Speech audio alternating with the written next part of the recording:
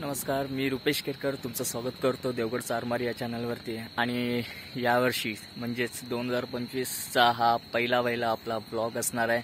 तर आपण आलेलो आहोत संगमेश्वर येथे आणि जाणार आहे आपण मार्लेश्वर च्या इकडे.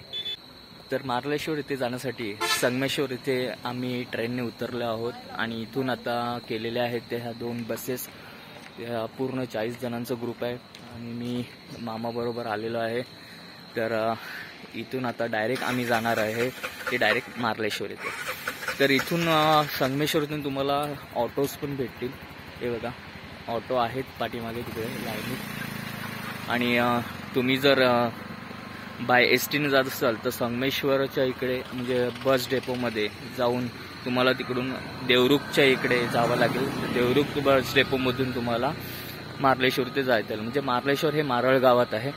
तर जाऊया आपण. कोकणातील सह्याद्रीच्या कुशीत अत्यंत घनदाट आणि निसर्गरम्य ठिकाणी असणाऱ्या श्री क्षेत्र मार्लेश्वर या सुप्रसिद्ध देवस्थानाची माहिती आज आपण जाणून घेणार आहोत. तो मित्रांनो, श्री क्षेत्र मार्लेश्वर हे एक महत्त्वाचे तीर्थक्षेत्र रत्नागिरी जिल्ह्यातल्या संगमेश्वर तालुक्यातील मारळ या गावाजवळ वसलेले आहे. इथे एका निसर्ग निर्मित गुहेत भगवान शंकराचे जागृत शिवलिंग आहे. मारळचा देव म्हणजेच मारळ आणि ईश्वर असे म्हणून या जागृत देवस्थानाचे नाव मार्लेश्वर हे नाव पडले असावे. तर मित्रांनो, माझ्या वाचनात आल्यानुसार म्हणजे जे काही माहिती मला वाचनात आलेली आहे त्याच्याप्रमाणे मी तुम्हाला सांगतोय. ही सर्व माहिती ते आपण जाणून घेऊया. चला. हा भव्य असा गेट आहे श्री क्षेत्र मार्लेश्वरचा आणि आतमध्ये पार्किंगची सोय आहे. तर 100 रुपये साधारण घेतात बससाठी आणि छोट्या गाड्यांसाठी कमी दरात आहेत. तर सह्याद्रीच्या या निसर्गरम्य पर्वतामध्ये श्री देव मार्लेश्वर मारळ या गावात वसलेला आहे. तर साधारणतः रत्नागिरी जिल्ह्यात आणि संगमेश्वर तालुक्यात मारळ या गावात हे देवस्थान इथे वसलेलं आहे. तर हे देवस्थान जे आहे एका निसर्ग निर्मित गुहेमध्ये आहे. तर ह्याचा एंट्रन्स तर आपण बघितलेला आहे. तर आपण जाऊया आता पुढे. फ्रेश होणार आणि खाली आंघोळ करण्यासाठी वॉटरफॉलच्या इथे आम्ही जाणार आहोत. आणि शेवटपर्यंत बघा या मारळ गावाचं नाव कसं पडलं, मार्लेश्वर हे देवस्थान या गुहेमध्ये कसं आले, तर ही सर्व माहिती आपण देणार आहोत इथे. आणि याचं एक वैशिष्ट्य म्हणजे या गुहेमध्ये सर्प असतात. तर आपण तेही बघणार आहोत. तर जाऊया पुढे आपण.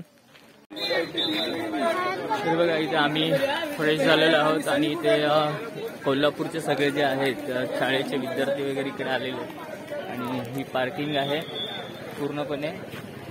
आणि आता आम्ही आंघोळ करायला वरती जाणार आहे धबधब्यावर आणि तिकडूनच नंतर मग चेंज करून आपण मंदिरात जाऊ.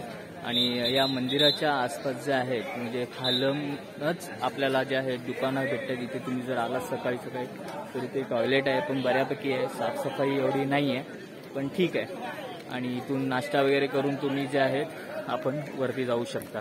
पण आमच्या इकडे इडली वगैरे आणलेली आहेत तर इकडे ताव मारतात इडलीवरती. हे बघा हा पूर्ण ग्रुप आहे. गेले दरवर्षी इकडे येतात. शिवडीचा मार्लेश्वर ग्रुप आहे तर यांच्याबरोबर मी इथे आलेलो आहे. आणि हे बघा गेले 30 वर्ष येत आहेत. 30 वर्ष. आणि मला आज सौभाग्य आहे की इथे मला यांच्याबरोबर यायला भेटलं. तर जाऊया. हे लाईनीत इथे जे आहेत शॉप्स आहेत जिथे तुम्ही नाश्ता वगैरे करू शकता. आणि शाळेची मुलं अगदी शिस्तभंग राहते चाललेले आहेत दर्शनासाठी.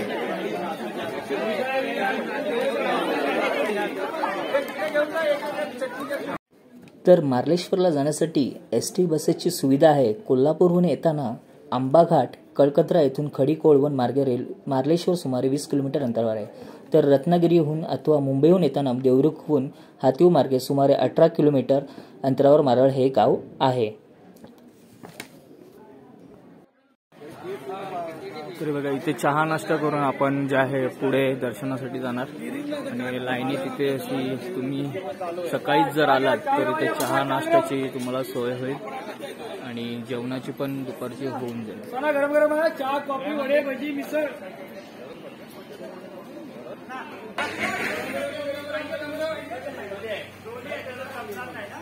मार्लेश्वर देवस्थान तिथे वरती जाताना कमीत कमी 500 ते 550 पायऱ्या आहेत. तर आपण हे चढून येतो आणि हे पायऱ्या चढताना एवढं काय वाटणार नाही कारण पायऱ्यांची साईज बघा किती छोटी आहे. तर काही थकवा होणार नाही आणि हे निसर्गरम्य वातावरणात आपण इकडे तिकडे बघत अक्षरशः मस्तपैकी आपण एन्जॉय करत चढणार आहोत. आणि हे बघा नाही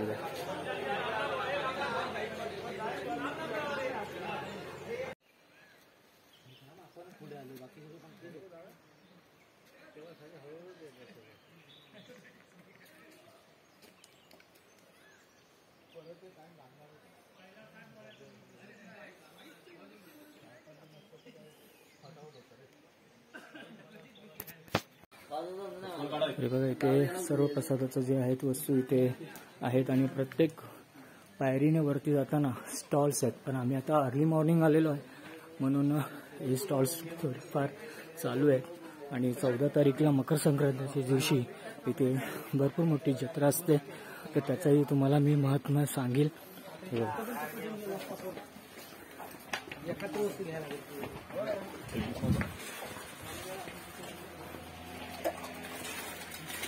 तरी बघा आपण जर पावसाळ्यात इथे आलो असतो तर इथून पूर्ण जो आहे वॉटरफॉल इकडून येतो या वाळातून आणि ह्या असा इथे खाली जातो.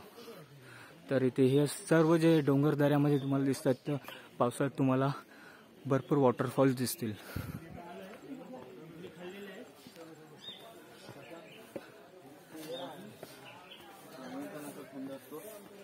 येऊ ना पावसाळ्यात तेव्हा तुला सांगेल.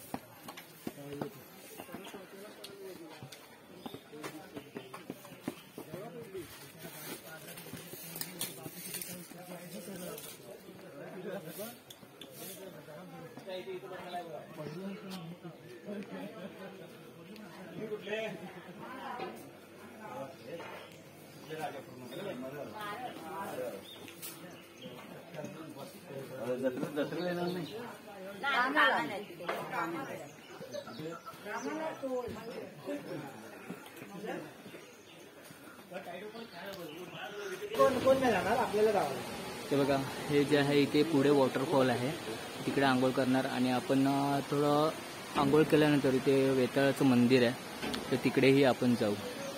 तर हा असा काहीसा परिसर आहे इकडचा मार्लेश्वरचा. हे सह्याद्रीच्या पर्वत डोंगर रांगा.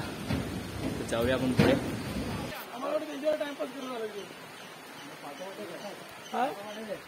पाठवड शूटिंग होते ना अरे जरा काढा बिडा दाखवावी का मी बाळा उपड्या. तर हे बघा हा मार्लेश्वरचं जे आहे प्रसिद्ध ठिकाण म्हणजे हा धारेश्वरचा वॉटरफॉल जो आहे तर सुमारे 200 फूट उंचावरून हा खाली पडतो आणि ह्याचं जे पाणी जे पुढे जातं तर ते बाऊ नदी म्हणून वाहते. हे बघा हे असे इथे पाणी येतं. तर आपण जाणार आहोत पुढे आंघोळीसाठी.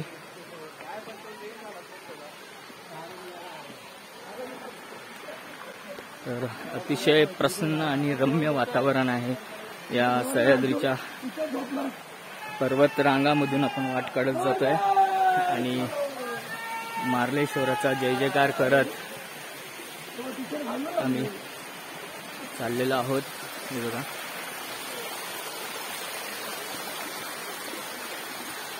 मित्रांनो, मारळ गावाचे दैवत म्हणून या स्थानास मार्लेश्वर या नावाने ओळखले जाते.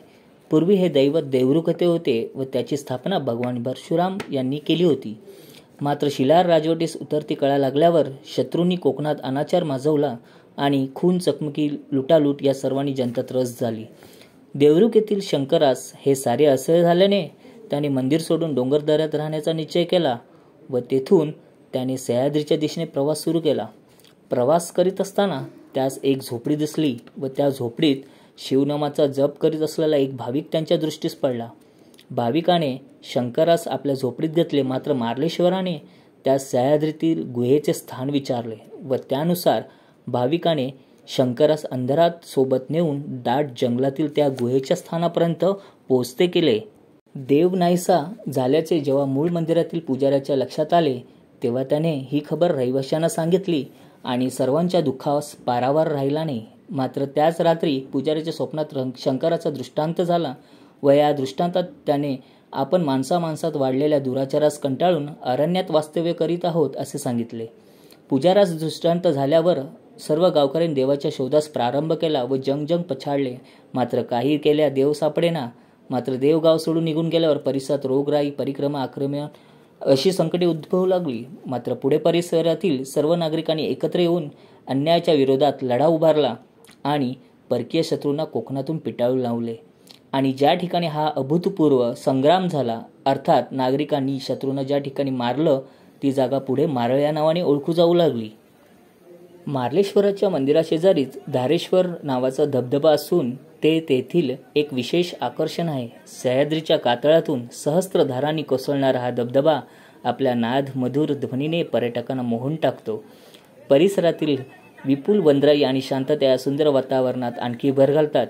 मुख्य गुहेच्या दारात गंगोत्री या नावाने परिचित असलेल्या टाक्यांचे पाणी आहे व गुहेच्या समोर एक डोहा आहे ज्याच्या खोलीचा अद्यापही थांब लागलेला नाही. आमच्या बरोबर आलेल्या सगळ्या मित्रांनी स्वतः एक टी-शर्ट छापून मंडळाचे सगळ्यांनी परिधान केलेले आहे. तसेच आपल्या कपाळावरती भस्म लावून आम्ही आता मंदिराच्या दर्शनासाठी निघत आहोत. तर सर्व आनंदी वातावरणामध्ये सगळेजण भाविक दर्शनासाठी निघालेले आहेत. तर चला तर मित्रांनो, जाऊया आपण पुढे.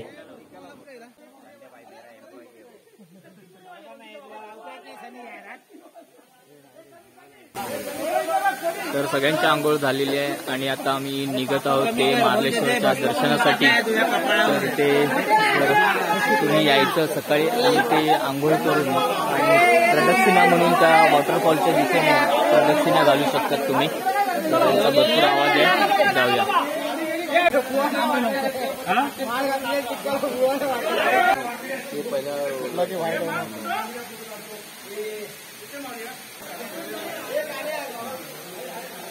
तर या कथेमध्ये पुढे इसवी सन 1800 मध्ये आंगवलीचे सरदार आनेराव साळुंके शिकारीस सह्याद्रीतील जंगलात गेले असता त्यांना एक शिकार दृष्टीस पडली. मात्र ती त्यांना पाहताच पळू लागली व साळुंके तिचा पाठलाग करू लागले. पळता पळता शिकार एका गुहेत शिरली व अचानक वरून एक दगड गुहेवर पडून गुहेचे दार बंद झाले.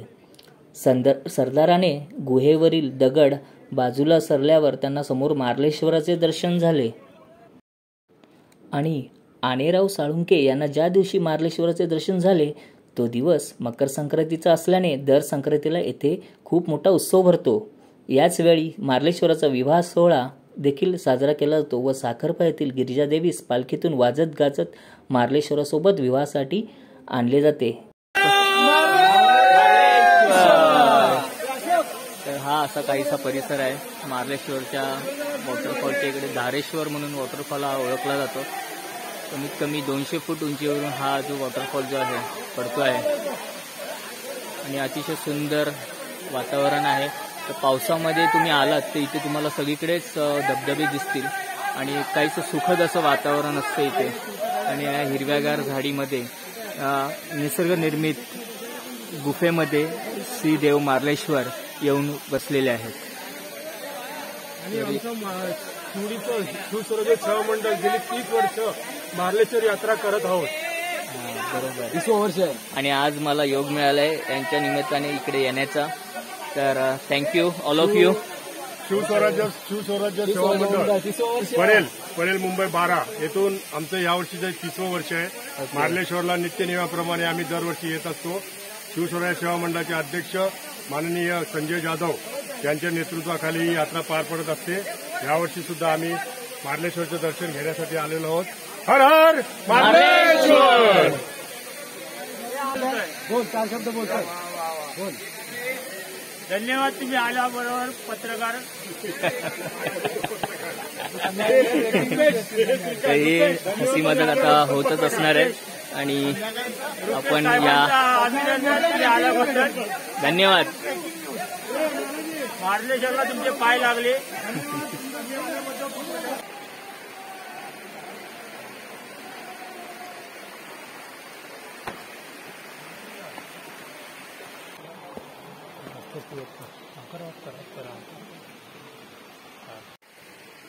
मार्लेश्वर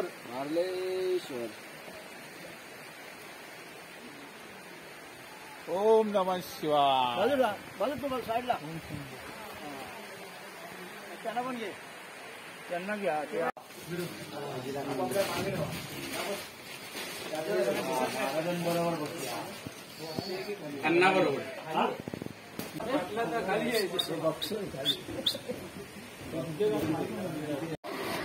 तर आम्ही फर्स्ट टाइम इथे आलो आहे. तर इथे आपण मार्लेश्वर मंदिरात जाताना इकडे आपण हार तसेच जास्वंदाची फुलं हे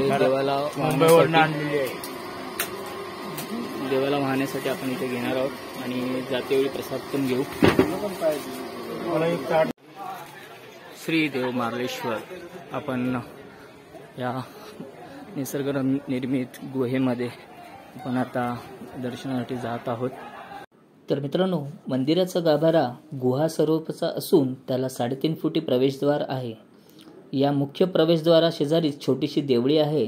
या देवळीतील गणेश मूर्तीचे प्रथम दर्शन घेऊन भाविक मार्लेश्वराचे दर्शन घेतात अशी प्रथा आहे. तसेच गुहेत प्रवेश केल्यावर एक मार्लेश्वराची आणि दुसरी मल्लिकार्जुनाची अशी 2 स्वयंभू शिवपिंडीचे भाविकांना दर्शन होते. मल्लिकार्जुन आणि मार्लेश्वर हे दोघे भाऊ असून मल्लिकार्जुन हा मोठा भाऊ असल्याचे मानले जाते. या काळोखात गुहेच्या शंकराच्या पिंडीपुढे लावलेला समय आणि निरंजनाचा मंद उजेड असतो. विशेष म्हणजे या गुहेत इतर कोणताही दिवा लावण्यास सक्त मनाई आहे. तर हे बघा, आपण दर्शन घेत आहोत मार्लेश्वर आणि त्यांच्या बाजूला असलेले त्यांचे भाऊ मल्लिकार्जुन असे. पण ह्या कपारीमध्ये पाठीमध्ये सर्प असतात, पण आम्हाला यावेळेला हे सर्प दिसले नाही. पण बहुतांशी वेळा काही लोकांना हे सर्प त्या कपारीमध्ये दिसतात. तर असे काहीसे आपले हे दर्शन होत आहे मार्लेश्वराचे. तर आमचं दर्शन झालेलं आहे छानपैकी आणि आम्ही आता बाहेर निघालो. तर आता इथून आम्ही निघू ते आमच्या मित्राच्या गावी आपण जाऊया आणि खाली भेटूया. हे आमचे प्रथमच आलेलं आहे. आम्ही पण प्रथमच ओके चला. प्रथम बोलू नको. 30 वर्ष झाले आम्ही आणि या चॅनलला लाईक करा, सबस्क्राईब करा आणि शेअर पण करा. थँक्यू. 30वे वर्ष आहे शिवस्वराज्य सेवा मंडळांचं. बरोबर. सगळे आम्ही पहिल्यांदा आलोय असं आणि आम्ही तर पहिल्यांदा आलो येत राहणार आणि येत राहणार. तर मित्रांनो, हे बघा आपल्याकडे कोल्हापूरवरून इथे दर्शनासाठी आलेले आहेत मार्लेश्वरासाठी. तर मित्रांनो, तुम्ही काय करता? College student sir? कोल्हापूरमधून कुठून? कोल्हापूर तर संधी. तर आपल्या चॅनलला सबस्क्राईब करा आणि पुन्हा एकदा तुमचे धन्यवाद सगळ्यांचे. तर भेटूया आपण. चला. तर मित्रांनो, बघा या जो सभामंडप आहे तर इथेच आता या 14 जानेवारी रोजी मकर संक्रांतीच्या दिवशी श्री देव मार्लेश्वर आणि गिरजाई देवी यांचा विवाह सोहळा संपन्न होणार इथे. आणि इथे भव्य अशी यात्रा असते या ठिकाणी. तर आम्ही 3 दिवस अगोदर इथे आलेलो आहोत या जत्रेचा. म्हणजे आम्हाला जत्रा भेटणार नाही, पण आम्ही आता इकडून प्रसाद वगैरे घेऊन पुढे निघू. आणि मित्रांनो, तर इथेच थांबतोय. तर या मार्लेश्वराचं जे आहे तुम्हाला दर्शन झालेलं आहे आणि आपण देणगी स्वरूपात काय असेल ते आपण इथे देत आहोत. तर तुम्हाला हा ब्लॉग आवडला असेल तर नक्की लाईक करा आणि आपल्या चॅनलला सबस्क्राईब करायला विसरू नका. आणि असंच भेटू पुढच्या ब्लॉगमध्ये. जय महाराष्ट्र, जय हिंद.